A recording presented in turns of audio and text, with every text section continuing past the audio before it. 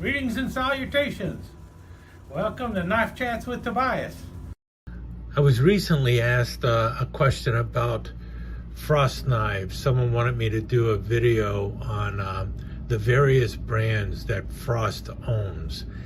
And I actually commented back saying, I don't think I can do a video on all of the Frost brands because I don't have every Frost brand out there. I did mention that I had about 5 or 6. Well, apparently I have more than 5 or 6 of the Frost brands, but the number of Frost brands continuously changes. Frost owns the trademark to a variety of different brands of knives these days. Many of them are old brands from a long time ago that went out of business. A lot of old hardware store brands, for instance, when they went out of business, the trademarks that they were using became available and Frost bought them. And today they use those trademarks on various knives. And I do not have all of those. But I do have quite a few Frost brands. I thought I would have about 5 or 6. Apparently I've got more than that. In any case, what I thought I would do is show you examples of the Frost brands that I do own, and these are brands or trademarks that Frost seems to keep going for quite some time. And then what I will do is at the end is I will list the various Frost trademarks that that the company currently owns. Now, the list of trademarks that Frost owns is continuously changing. For instance, now there's a brand of knife that Frost Cutlery just started pushing, which is called Frostwood. Now, Jim Frost has owned the trademark to Frostwood for a very long time, and this is what most people think of when they hear Frostwood. This is that pack of wood, the multicolored pack of wood that is out there, and this is something that Frost coined as Frostwood. Actually, somebody else originally coined it as Frostwood, but then Frost actually bought the trademark, and they have since called this Frostwood. And it is a type of handle material. Well, now Frost, I guess, capitalizing off of Frostwood, the handle material, is now has a line of knives that is also got the Tang stamp Frostwood. So it is an actual brand of knife now, as well as a type of handle material. And the Frostwood knives do not necessarily have Frostwood handles. Matter of fact, the ones that I have been seeing all have bone handles, but it's a Frostwood knife. This is really going to screw up everybody's eBay searches in the near future, as the Frostwood trademark knives that don't have a Frostwood handle start showing up on eBay, and you're looking for this kind of handle material. In any case, that is one example of the way the trademarks of Frost knives kind of grows over time. But let's just get started on here, and we'll see where it goes. As you can tell, I'm kind of rambling because I don't know exactly how this is going to go. Also, one of the things I'm going to try and do when I'm showing this is show some knives that are kind of specific. These are handles or patterns that really you only find within Jim Frost. And as long as we're looking at common Frost patterns, let's break out the big boy here. And this is known as the Comanche Bigfoot. And you'll find out when you start looking at knives that come out from Jim Frost, he loves to give them names of Native American tribes and stuff like that. And that's why this is probably called the Comanche. And as you can tell, it's a big old lockback, and it's got a, interesting shape for a clip blade and everything else. And it's a really big knife. And this is one by Frost Cutlery. And that is the really the big name for Frost. I mean, that is the name of the company. Frost Cutlery is named after Jim Frost. And these are the knives that were the bread and butter of Jim Frost. This was his initial trademark brand, Frost Cutlery. And the company would later change and have other trademarks out there. And the thing with the Frost Cutlery knives, especially the early ones that were made in Japan, such as this one here, a lot of people talk about how good the quality is in the earlier Frost Cutlery knives that were made in Japan and Taiwan and so on and so forth. They went from being made in Japan to being made in Taiwan, I believe, or they might have been being made in Japan and Taiwan at the same time, to then being made in Pakistan and China. And later on, he would also have knives made in Germany and Spain, and that's because of when he started picking up other trademarks. But original, the big brand was Frost Cutlery, and that's where you see these knives show up, and these are the ones that really cement his the negative aspects of his knife quality. And these are the $1 knives that he would make, and they were not always bad. This is the Vulture 2, but as you can see, once again, this is a Frost Cutlery knife, and these are the ones that people will often refer to as an eagle eye. But he also makes similar knives to this that are Frost Cutlery knives, and that have all sorts of names like Spec Ops, Ranger, Green Beret, Navy SEAL, all these other knives names. Anything that sounds like a really macho military kind of guy or law enforcement kind of guy, you know, the big bad guy names. If there is anything out there, he has made some kind of little lockback plastic handled folder to entice somebody to think that it's a knife for that type of person. But this is the Vulture 2, which is very similar to the Eagle Eye. This is the Eagle Eye. If you notice, this has Bill Dance's Outdoors on there. Frost did a lot of knives that supported specific people, especially Petty. If you're looking for anything for the race car driver, Richard Petty, Frost probably did it. He also does a lot of stuff for, I think, University of Tennessee Sports. He also does knives for Alabama, Roll Tide, whoever wins. He does a lot of knives for college football too. So you'll see a lot of those, but they will actually have a tang stamp on there that will let you know that it's made by Frost. And this is, I think this one is called a Silver Eagle because of the handle, but it is a type of eagle eye. And these, as you can tell, are basically a rip-off of a Spyderco, but instead of having a round hole, it has this triangular shape eye opening, and they call that the eagle eye. In any case, these are Frost knives. Do I have another Frost? These are usually when people think of Frost, this is what they're thinking of. But Frost also, where is it at? Here's the other one. And this is the original Choctaw. This one is actually made in Japan, but you see here Frost Cutlery. Somewhere on here it will lightly be stamped Japan. Yeah, somewhere on the back here. I can barely make it out. It's hard to see, but this is one that is made in Japan. And if you can tell, it's kind of like the a little version of the Comanche Bigfoot. You notice it's got the little finger marks on here. And this is a knife that you will only see Frost making. I don't think anyone, nope, actually, I stand corrected. I have seen somebody in Pakistan currently making these knives too.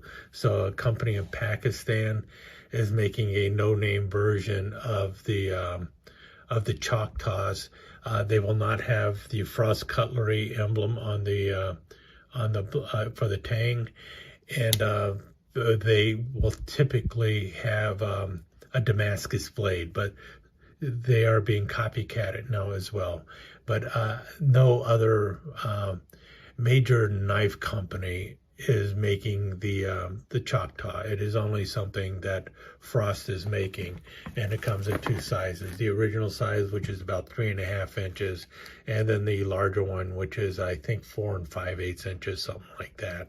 This one is in cobra skin, and you notice this one was originally a Frost. We now move into Steel Warrior, and this one is in cobra skin. Frost loves to do things like cobra skin and stuff like that.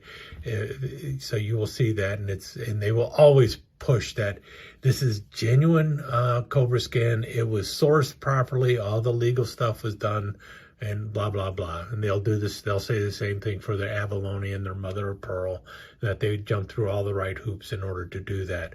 They will also say the same thing with the licensing whenever they do something like a Bill Dance knife, or if they come out with something that's promoting the United States Army or something like that. They'll say they jump through all the hoops to do it the right way. In any case, you see here Steel Warrior, and now it has Steel Warrior on the tank stamp there.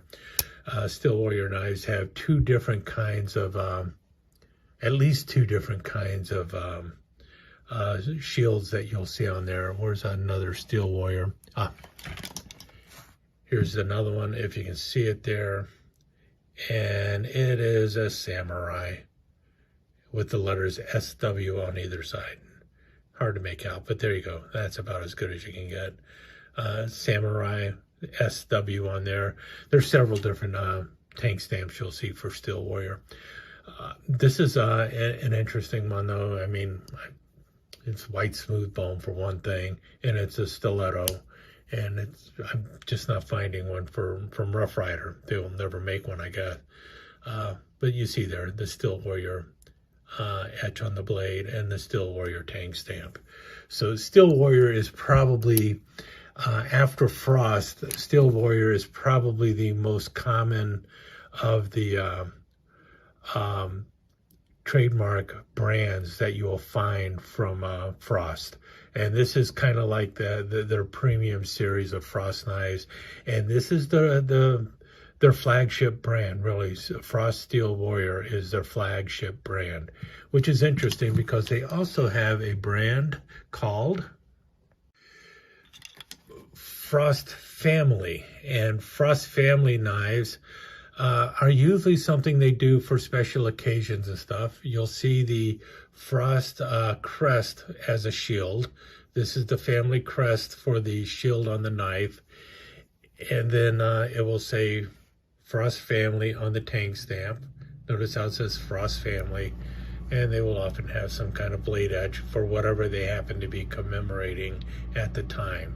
And so that's what you see in the Frost Family line of knives. And you will see these quite often. Not nearly as often as the Steel Warrior, though. These show up, but they're kind of a special occasion kind of knife. But the quality of them is about the same as what you get in a Steel Warrior. And I do think that the Steel Warrior knives are kind of a step above most Frost knives that are made today. And typically today you usually only see the Frost name on these types of knives, you know, like this. You don't see them as often on the older knives like this. This knife and this knife are older knives out of Japan. Well, this one isn't. This one's actually out of Pakistan, but it is an older knife that Frost was making, and because of that, they use the Frost name on it.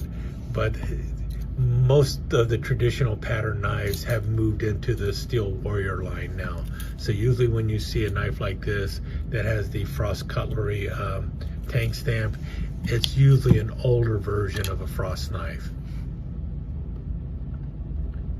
Now another brand of Frost knife is right here. This is Whitetail Cutlery, And all of the whitetail cutlery knives are made by Frost. Now this is an unusual one for whitetail cutlery because this is a pocket knife. It is my 6-blade Congress. You know what, let's open the blade so you can see them all. You got the small clip blade here. You got a coping blade on the other side, and then you got the sheepfoot blade. And then on the other side, you have another sheepfoot blade. And then you've got a pin blade and a Warncliffe blade. Wonderful stag.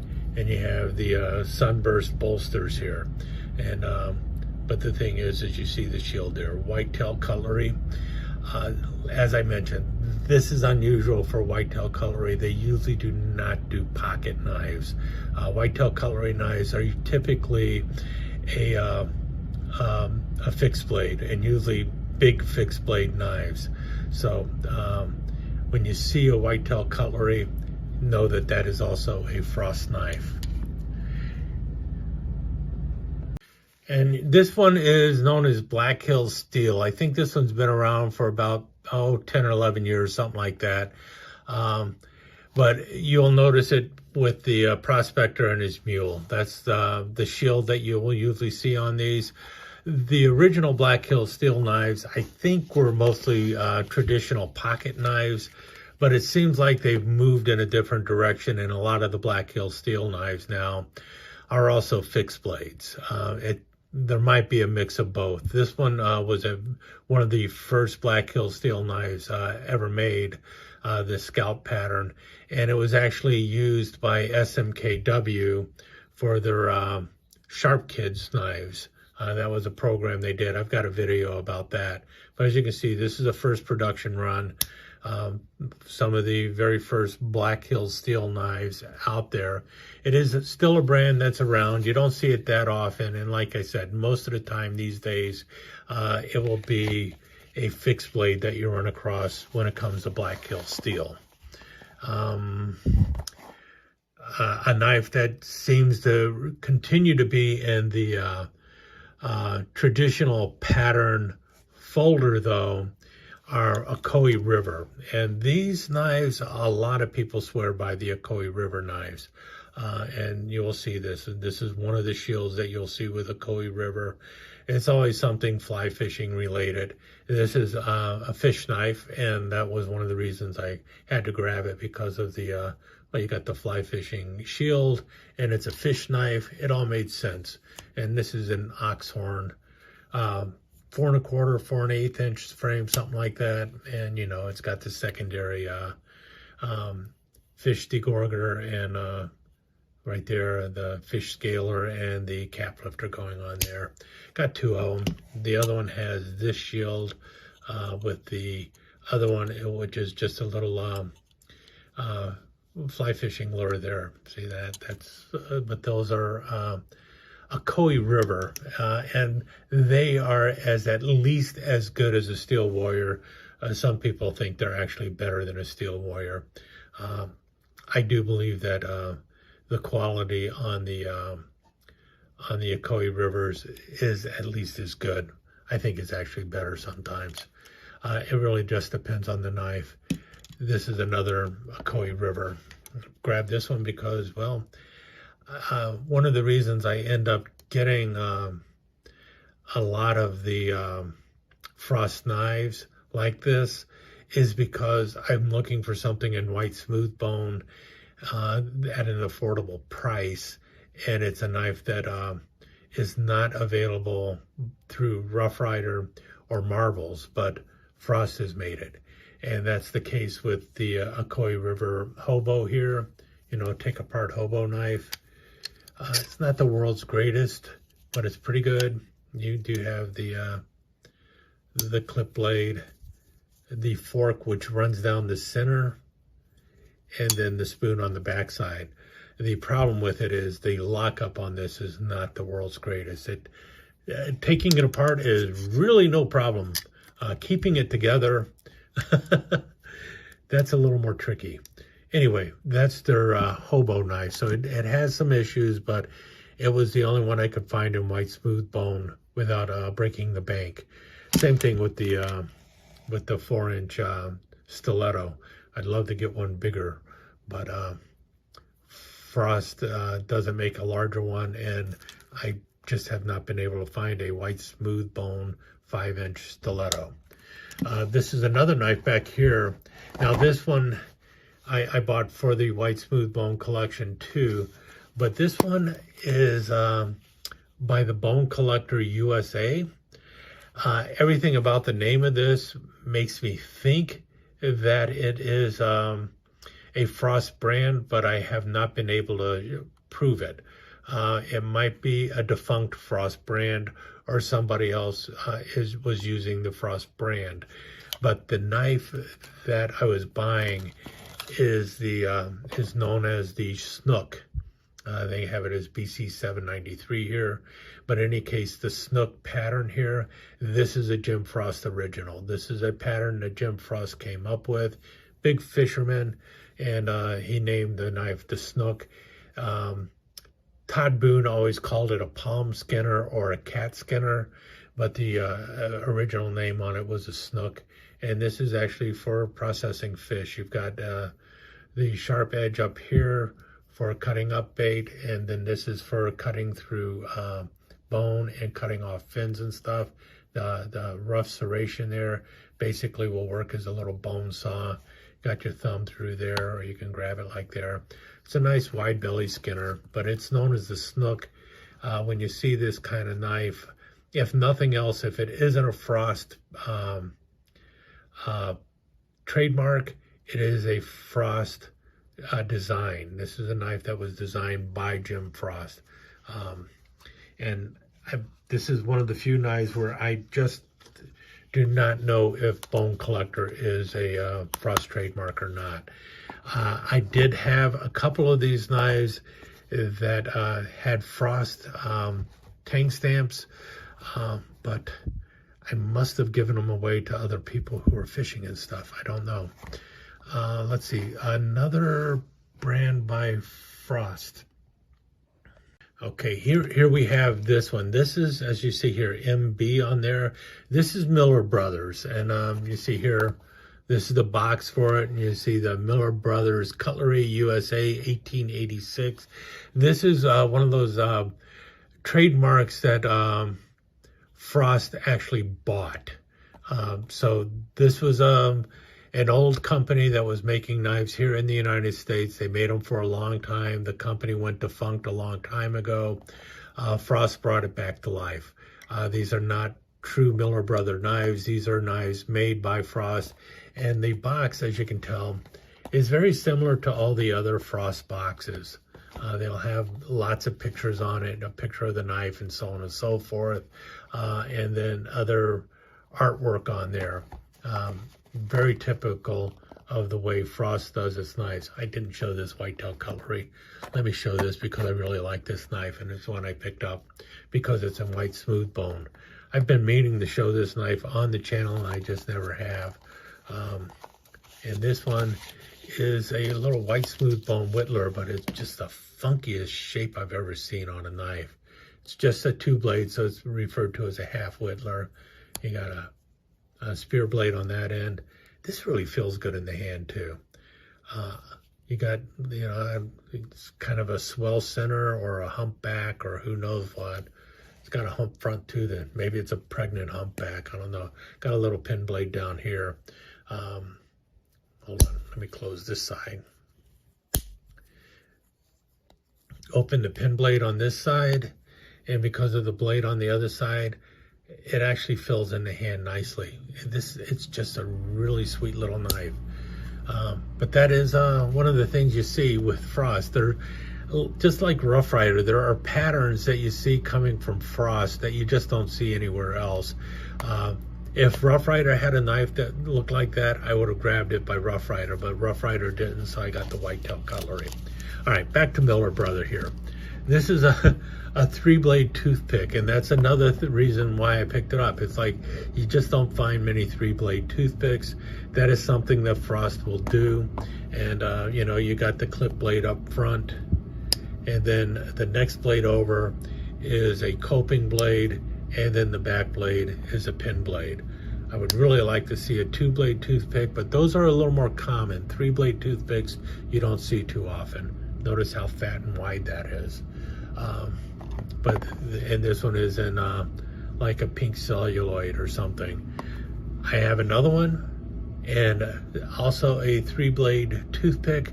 This one, however, is not Miller Brothers. See, Miller Brothers, if you see there, Miller Brothers. This one basically is the same knife. You can see that, same blades and everything else. They just tricked it out a little bit with some you know, factory file work going there, and some factory file work on a couple of the springs here. Not the best of file work when you look at it, but you know, it's all right. And you see the little decorations on the bolsters here, but still just 3 blades. And then you have crushed abalone handles here, and this is by a Frost company too. And this is one of those companies I don't think a lot of people are aware of, but this one is Cherokee Stoneworks. Hopefully that's readable. I don't know. Let me see. I hate doing this, but I'm going to try.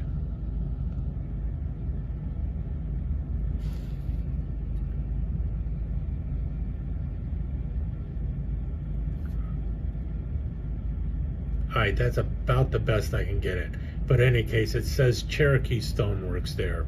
And Cherokee Stoneworks was a trademark of Jim Frost. Now, he's let Cherokee Stoneworks lapse, and they've moved on to calling it Silver Horse Stoneworks. So Silver Horse Stoneworks is another trademark of Jim Frost, and it's for their fancy knives like this. So this is a Cherokee Stoneworks. This is one of the older ones. Now they're referred to as Silver Horse Stoneworks.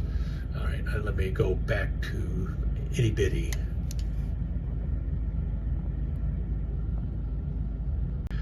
Now, really the flagship of, well, actually this knife will cover it in 2 different ways, but a flagship of the Jim Frost knives is Hen and Rooster. This is one of his big brands, Hen and Rooster.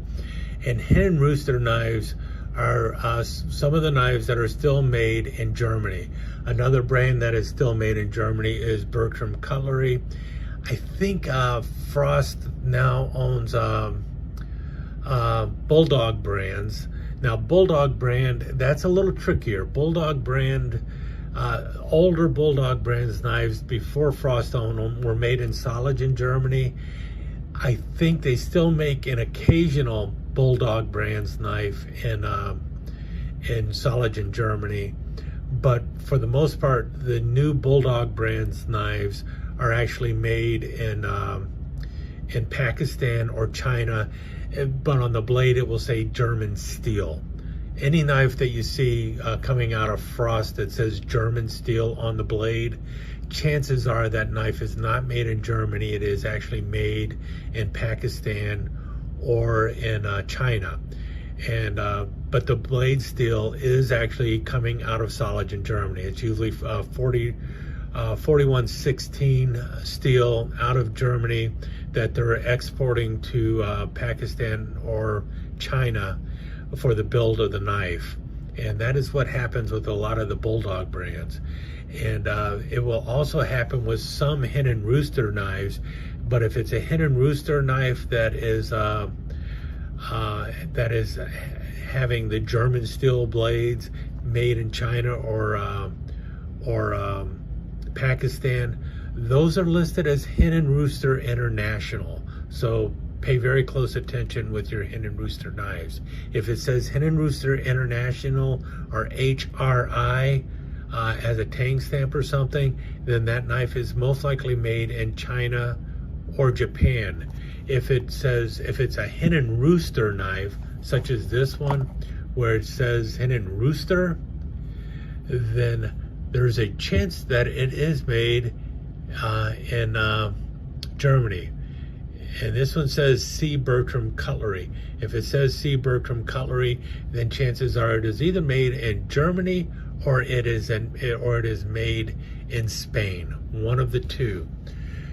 This particular one, as you can see, has Michael J. Prater's signature on the blade. This is the one of the knives that are referred to as a Michael J. Prater Signature Series knives. All of the Signature Series knives by Michael J. Prater, regardless of where the knife is coming from, is a Frost knife. You will see these with Hen and Rooster. You'll see them on Steel Warrior. I have seen it as a whitetail cutlery knife, so on and so forth. And they will be made in various places. They could be made in China, they could be made in Pakistan, whatever. The blade is coming from there. The blade steel is coming from wherever that brand is located. The knives, however, are coming, the steels, the knife blanks are then shipped to Michael Prater's factory. I think, is it in Alabama, Georgia, somewhere down there. And the knives are actually put together by Michael Prater at his factory. And the handles, the Coralon handles that are put on them, those are added by Michael Prater, and those handles are actually made in the United States in his factory. Coralon, by the way, is also a trademark of Jim Frost. He came up with the name.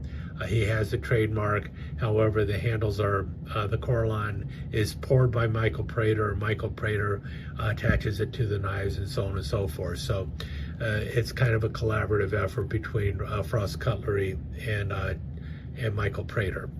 But the Prater knives, at least the Signature Series knives, Michael J. Prater, those are knives made for Frost by Michael J. Prater. I hope that makes sense. Now, almost any of the case Coralon knives, those are USA made case knives. They are made for Frost. That's where the distribution really begins. But Prater puts them together. The painted pony knives, now those are 100% Prater, as far as I know. However, typically where you're going to find them sold first is through Frost Cutlery. So Michael Prater has a very close working relationship with Frost Cutlery and has had it for quite some time. But this Hen and Rooster, this one was made in Germany. Bertram Cutlery. I think Baron Bull is another one that is made primarily in Germany. But here, this knife here, this is another Hen and Rooster. And this was made for their, I think it's their 160th anniversary. This is actually a Hen and Rooster International. And you see there, since 1845, 160th anniversary. And it is a copy of a Stanhope bartender knife. And you won't be able to see it in there, but there is a little picture of the Hen and Rooster logo right here inside the little peephole there that you can see when looking through the magnifying glass. Can you see it? It's right there. I wonder. Let's see if we can get the light to shine through. You see it there? You might be able to see it. Yeah, you actually can. There you have it, a 3X. I think it's upside down. Let's flip it over and see if it makes it that way. But it is right there. That is the Hen and Rooster logo inside the little peephole there, the magnified peephole. And you got a gold tone corkscrew on the back. You got the label cutter blade, the spear blade, and the pin blade on the 160th anniversary bartender knife by Hen and Rooster. Let's go back out.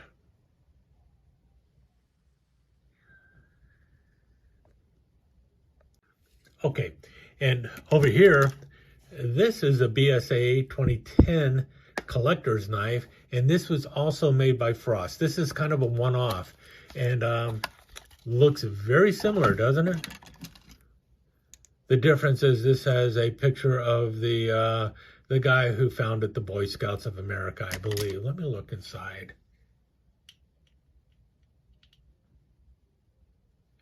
Yeah, it has the picture of the guy who founded the Boy Scouts of America inside the little peephole there. BSA 2010. And then on the other side, 100 years of scouting, celebrating, blah, blah, blah. Celebrating the adventures and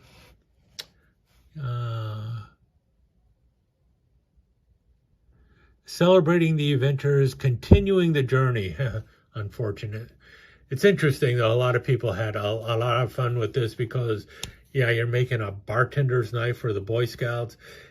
They passed this off as a fountain knife. And the interesting thing about this, though, is it has a cap lifter here, but still corkscrew on a Boy Scout knife. Anyway, this was something they came up with. It was very popular. Limited edition. By limited edition, they meant 10,000 copies of this knife was made. You can still find them today. But that is one of those one-offs that Jim Frost came out with.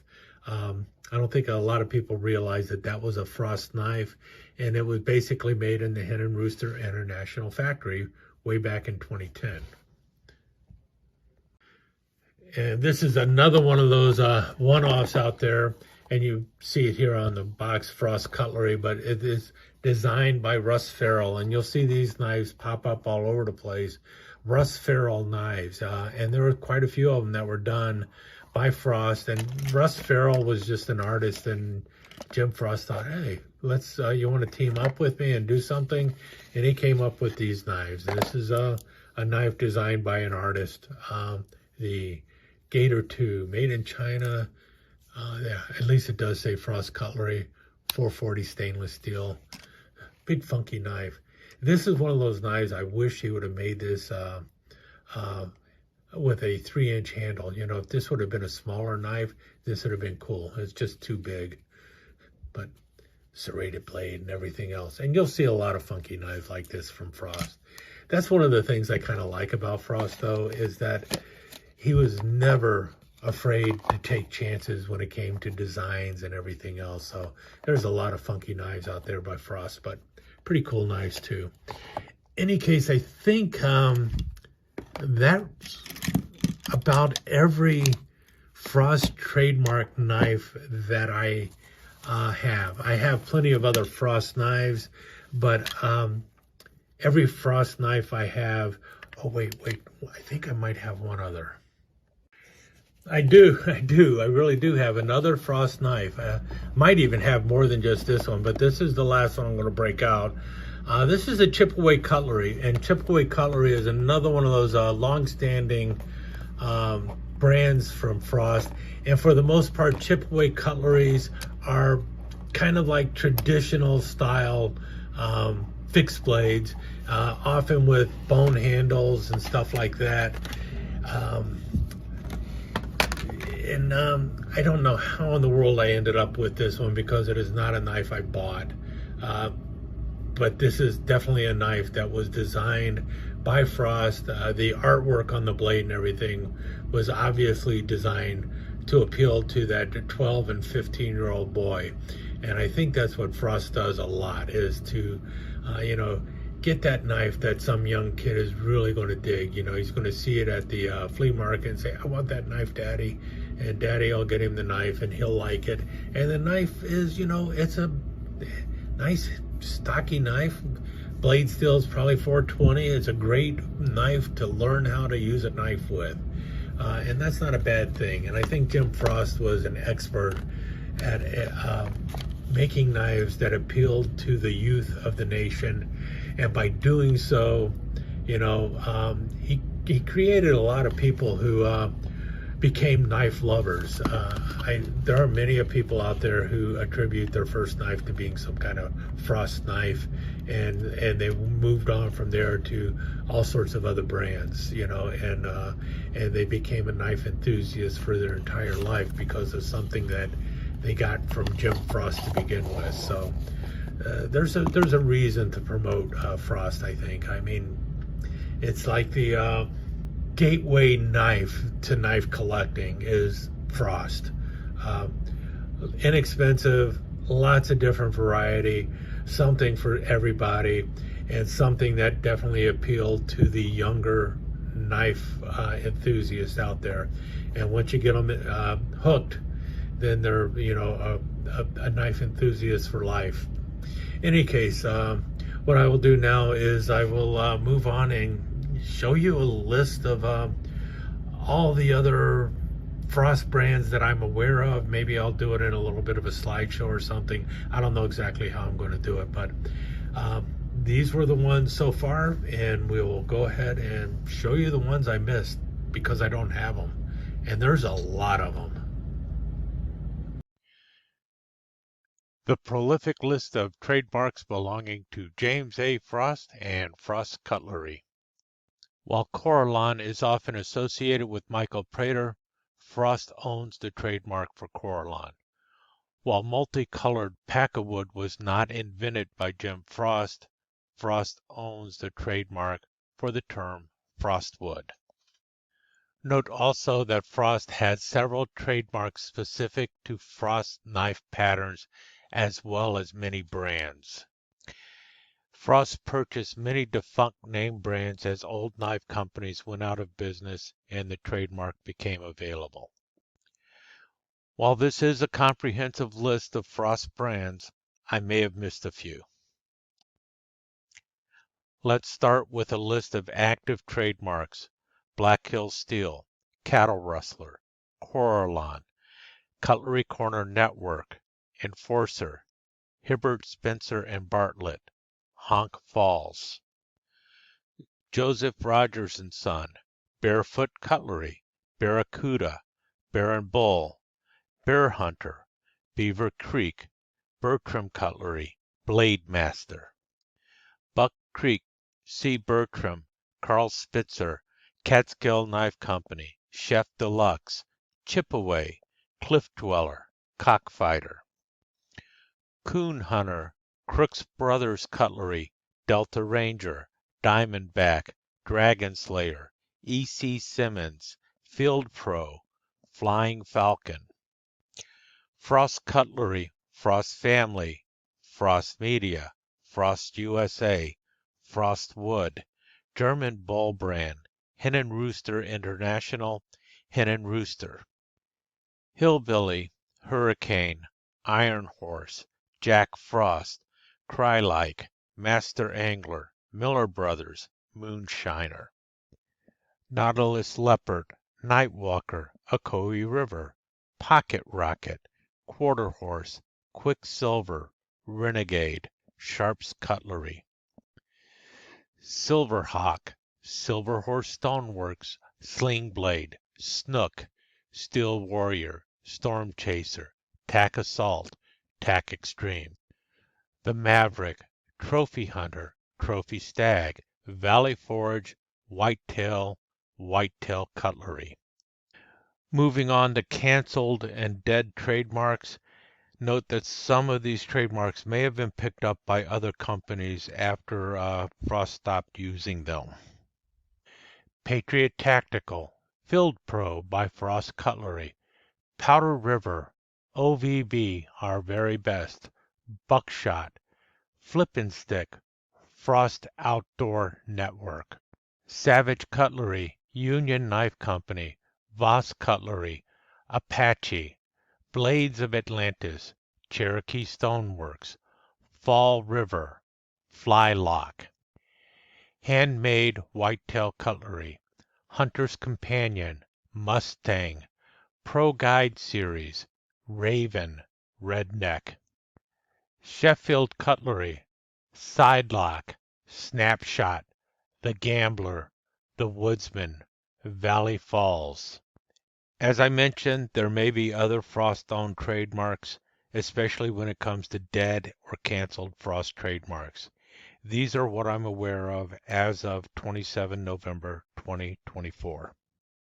Let me take just a second to thank you once again for dropping by and spending a few minutes here at Knife Chats with the Pious. I really do appreciate it, and I do appreciate any comments that you leave. So please remember to give me that thumbs up, and also don't forget to subscribe and ring that notification bell so you'll know when the next episode is up and running. Thanks again for dropping by. Really do appreciate your time here.